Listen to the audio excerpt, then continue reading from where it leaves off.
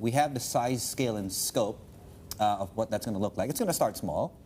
And then you have some bonds here that are yielding you 14%. Do the two stories collide? Well, we need to step back from this, because whilst we're in the period of a lot of event risks, particular credit and tightening regulation, this is much more medium to long term. So regardless of the timing, it's another step in the right direction in terms of liberalising the capital markets. So we've had previously northbound in terms of Bond Connect, Stock Connect. This adds to the final piece of the puzzle in terms of southbound flows. But yes, it is going to be small and incremental. So I think it's more symbolic. And one needs to also think about, what's the appetite for mainland or onshore investors in mainland to go overseas, in particular in Hong Kong, via this channel. At the moment, it's more limited to actually the credit markets. That's where there's greater differentiation and higher yield. But in terms of CGBs in C&H, they're yielding less. So it's also the opportunity for investors is more limited in terms of availability. Does it have any impact on talk a little bit more of the flows and what this means for the renminbi? Does it have any impact? Well, let's put it in context. So in terms of the bond markets here, what they can tap into, it's around 2 trillion Hong Kong dollars. Let's call that around 300 billion US dollars. Okay. But in terms of the Stock Connect and the market cap here, in terms of the Hong Kong market, it's 47 trillion, which is around $6 trillion.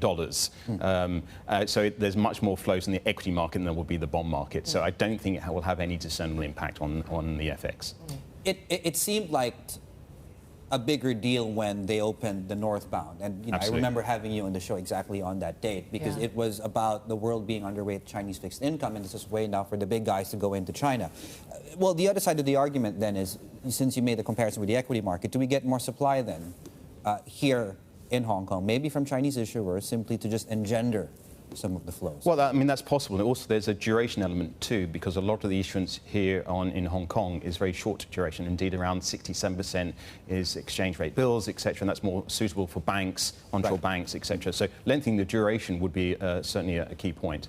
But just going back to that point regarding Bond Connect and both North and South, this is also a precursor for other elements, including bond indexation. So we've had these discussions before, and as of the end of next month, we have the FTSE Russell WIGB inclusion, and that will have a more meaningful impact in terms of flows, this time going into China rather than out. Yeah, with this yield pickup globally, I'm just wondering, do you think China's going to follow?